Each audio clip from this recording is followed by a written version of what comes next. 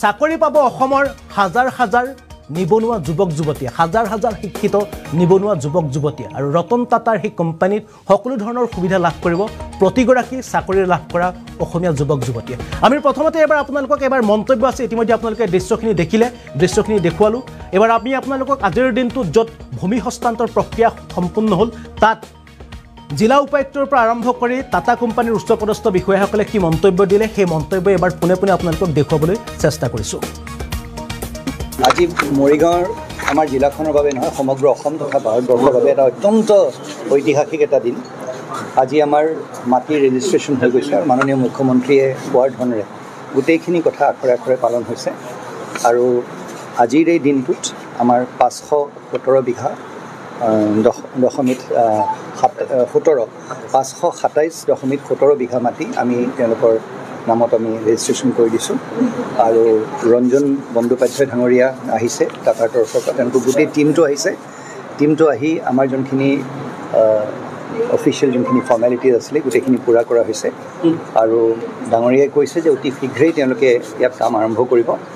আৰু মই তেওঁলোকক আমাৰ জিলা প্ৰশাসনৰ হৈ আন্তৰিক ধন্যবাদ জনাইছোঁ আৰু সমগ্ৰ মৰিগাঁওবাসী ৰাইজলৈ মই মোৰ আন্তৰিক অভিনন্দন জনাইছোঁ। আজি ৰঞ্জন বন্দ্যোপাধ্যায় ডাঙৰীয়া আহিছে আৰু তেওঁলোকৰ আশীষ মিশ্ৰ ডাঙৰীয়া আহিছে আৰু তেওঁলোকৰ গোটেই টীমটো যোনটো ইয়াত যিসকলে মুৰব্বী যিসকলে আজি অসমৰ এই ছেমি কণ্ডাক্টৰ ইউনিটটোত প্ৰশাসন চলাব গোটেইখিনি আহিছে। জিলা প্ৰশাসনৰ হৈ পেলাই আমাৰ আহিছে আমাৰ ৰেজিষ্ট্ৰাৰ, আমাৰ চাব ৰেজিষ্ট্ৰাৰ হেৰি আছে নম্ৰতা চাহু ডাঙৰীয়ানী আছে, উপস্থিত আছে। জিলা আয়ুক্ত দেৱাশিষ শৰ্মা উপস্থিত আছে, জিলা উপপঞ্চায়তৰ অন্যান্য বিষয়াসকল সকলো উপস্থিত আছে। প্ৰথমবাৰৰ কাৰণে ইমান বৃহৎ এক প্ৰজেক্ট অসমৰ কাৰণে লোৱা হৈছে য'ত 30,000 যুৱক যুৱতীয়ে চাকৰি পাব এই ছেমি কণ্ডাক্টৰ প্ৰকল্পত। বিশ্ব দৰবাৰত চিনাকি নাম হৈ পৰিব অসম। অসমক লৈ ৰতন টাটাৰ এটা সোণালী সপোন আছিল আৰু অসমত তেওঁ বিনিয়োগ কৰিব বিচাৰিছিল 27,000 কোটি টকা। জাগিৰোডৰ ছেমি কণ্ডাক্টৰ প্ৰকল্পৰ বাবে ভূমিগ্ৰহণ প্ৰক্ৰিয়া সম্পূৰ্ণ। প্ৰায় 527.27 বিঘা ভূমি প্ৰকল্পৰ বাবে গ্ৰহণ কৰিলে টাটা কোম্পানী। জিলা উপায়ুক্ত দেৱাশিষ শৰ্মাৰ উপস্থিতিত ভূমি গৰাকীয়ে চমজাই দিলে টাটা কোম্পানী। ছেমি কণ্ডাক্টৰ প্ৰকল্পৰ বাবে 60 বছৰলৈ টাটাই লিজত ল'লে এই ভূমি। অসম চৰকাৰৰ সৈতে 27,000 কোটি টকা বিনিয়োগ কৰিছে ৰতন টাটাই। অসমত এনে বৃহৎ উদ্যোগৰ বাবে আগবাঢ়ি আহিছে ৰতন টাটাই। অসমৰ এই ছেমি কণ্ডাক্টৰ প্ৰকল্পই আৰ্থিকভাৱে সবল কৰিব ভাৰতীয় অৰ্থনীতি। এই প্ৰকল্পত দৈনিক 48,000 ছেমি কণ্ডাক্টৰ চিপছ উৎপাদন কৰা হ'ব। চিপছ উৎপাদন হ'ব দৈনিক 48,000।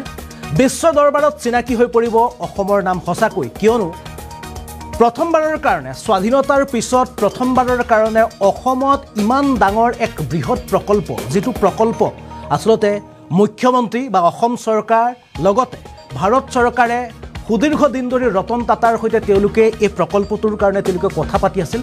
ইতিমধ্যে ছেমি কণ্ডাক্টৰ আচলতে বহু লোকে এই সময়ত যিসকলে প্ৰতিবেদনটো চাই আছে, যিসকলে বাতৰিটো চাই আছে, হয়তো আপোনালোকে নাজানে আচলতে ছেমি কণ্ডাক্টৰ বস্তুটো কি হয়, বহুতে নাজানে। যিসকলে চাই আছে মই আপোনালোকক এই মুহূৰ্তত ক'ব বিচাৰিছোঁ যে আপোনালোকে গুগলত গৈ আপোনালোকে চাৰ্চ কৰক যে ছেমি কণ্ডাক্টৰ কি হয়। তেতিয়া আপোনালোকে বুজি পাব যে ছেমি কণ্ডাক্টৰ হৈছে আধুনিক বিশ্বৰ এনেকুৱা এটা বস্তু আপোনালোকে ব্যৱহাৰ কৰা, আমি ব্যৱহাৰ কৰা মোবাইল ফোনৰ পৰা আৰম্ভ কৰি গাড়ীৰ পৰা আৰম্ভ কৰি আধুনিক যুগত যিমানবোৰ টেকনিকেল হাই টেকন'লজি ব্যৱহাৰ কৰা যিমানবোৰ সামগ্ৰী আছে প্ৰতিবিধ সামগ্ৰীতে ব্যৱহাৰ কৰা হয় এই ছেমি কণ্ডাক্টৰ। অৰ্থাৎ এই ছেমি কণ্ডাক্টৰ প্ৰতিবিধ সামগ্ৰীৰ কাৰণে এক অপৰিহাৰ্য অংগ। কিন্তু এই ছেমি কণ্ডাক্টৰৰ বজাৰত যদি চোৱা যায় তেন্তে সমগ্ৰ বিশ্বত এই ছেমি কণ্ডাক্টৰৰ দখল কৰি আছে চাইনা আৰু টাইৱানে। বিশ্বৰ সৰ্বাধিক যদি ছেমি কণ্ডাক্টৰ উৎপাদনৰ ক্ষেত্ৰত সৰ্বাধিক ধন উপাৰ্জন কৰিছে সেয়া হৈছে টাইৱান, আৰু যাক লৈ চাইনা আৰু টাইৱানৰ মাজত প্ৰায়ে তেওঁলোকৰ মাজত যুদ্ধ দেখা পোৱা যায়। বিশেষকৈ চাইনাই মনে মনে টাইৱানৰ সেই ছেমি কণ্ডাক্টৰ প্ৰজেক্টটো তেওঁলোকে নিজৰ দখললৈ আনিব বিচাৰে, কিয়নো ছেমি কণ্ডাক্টৰ বনাবৰ কাৰণে প্ৰাকৃতিকভাৱে যিসমূহ সমল, সেই প্ৰাকৃতিকভাৱে উপলব্ধ থকা সেই সমলসমূহ বিশেষভাৱে টাইৱানত প্ৰকৃতিগতভাৱে উপলব্ধ হোৱাৰ কাৰণে তেওঁলোকে অতি খৰতকীয়াকৈ অতি কম দামত তেওঁলোকে এই ছেমি কণ্ডাক্টৰ তেওঁলোকে নিৰ্মাণ কৰিব পাৰে। প্ৰথমতে টাইৱান, দ্বিতীয়তে চাইনা আৰু তৃতীয়তে এই ছেমিকণ্ডাক্টৰৰ ক্ষেত্ৰত সৰ্বাধিক ধন উপাৰ্জন কৰি আছে সমগ্ৰ বিশ্বৰ ভিতৰত, সেয়া হৈছে আমেৰিকা।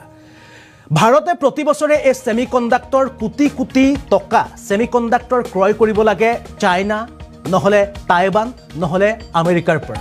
কিন্তু এইবাৰ ভাৰতে সপোন ৰচিছে, ভাৰতে এক প্ৰকল্প লৈছে, ভাৰতে সপোন দেখিছে যে এইবাৰ বিদেশৰ পৰা ছেমিকণ্ডাক্টৰ ভাৰতে ক্ৰয় নকৰে, বা বিদেশৰ পৰা যিসমূহ ছেমিকণ্ডাক্টৰ ভাৰতে ক্ৰয় কৰি আছিলে তাৰ পৰিমাণ ভাৰতে হ্ৰাস কৰিব। কেৱল হ্ৰাস কৰাই নহয়, পিছৰ পৰ্যায়লৈ হয়তো অন্য ৰাষ্ট্ৰসমূহৰ দৰে, টাইৱানৰ দৰে, চাইনাৰ দৰে বা আমেৰিকাৰ দৰে ছেমিকণ্ডাক্টৰ হয়তো ভাৰতেও অন্য দেশলৈ তেওঁলোকে ৰপ্তানি কৰিব, যাৰ জৰিয়তে ভাৰতে বৃহৎ পৰিমাণৰ এক আৰ্থিক পেকেজ বা ভাৰতে বৃহৎ পৰিমাণৰ এক ধন লাভ কৰিব পাৰিব, বিদেশী মুদ্ৰা লাভ কৰিব পাৰিব। এয়া ভাৰতৰ এক ডাঙৰ সপোন, আৰু এই সপোনক সাকাৰ কৰিবৰ কাৰণে ৰতন টাটাৰ সৈতে ভাৰত চৰকাৰে কথা পাতিছিল, অসম চৰকাৰে কথা পাতিছিল, আৰু অসম চৰকাৰ, ভাৰত চৰকাৰ আৰু ৰতন টাটাৰ নেতৃত্বত ভাৰতত দুটাকৈ ছেমিকণ্ডাক্টৰ প্ৰকল্প নিৰ্মাণৰ কাৰণে ইতিমধ্যে স্থিৰ হৈছে ৰতন টাটাই। ইয়াৰ ভিতৰত ছেমিকণ্ডাক্টৰৰ প্ৰথমটো প্ৰকল্প হ'ব গুজৰাটত, আৰু দ্বিতীয়টো প্ৰকল্প নিৰ্মাণ কৰা হৈছে অসমৰ জাগিৰোডত। এয়া অসমবাসীৰ বাবে সকলোতকৈ ডাঙৰ খবৰ, সকলোতকৈ ভাল খবৰ, কিয়নো স্বাধীনোত্তৰ পাছত যদি অসমৰ ইতিহাসত চোৱা যায় তেন্তে কোনো এক কোম্পানী নাছিল। বিশ্বত যদি চোৱা যায়, ভাৰতত যদি চোৱা যায়, ভাৰতত বৃহৎ বৃহৎ কোম্পানী আছে, বহু বৃহৎ বৃহৎ কোটি টকা উপাৰ্জন কৰা, বিশ্বৰ কোটিৰ ঘৰত থকা, বিলিয়নিয়াৰৰ ঘৰত থকা তালিকা যদি চোৱা যায় তেন্তে ভাৰতৰ প্ৰায় হয়তো প্ৰথম শাৰীত বহুকেইগৰাকী বিলিয়নিয়াৰ আছে, কিন্তু সেই বিলিয়নিয়াৰ কোনোদিন কোনোকালে তেওঁলোকে অসমৰ কাৰণে বা উত্তৰ পূবৰ কাৰণে তেওঁলোকে ধন খৰচ কৰা নাই, বা তেওঁলোকে উদ্যোগৰ কাৰণে পৰিকল্পনা লোৱা দেখা পোৱা নাযায়।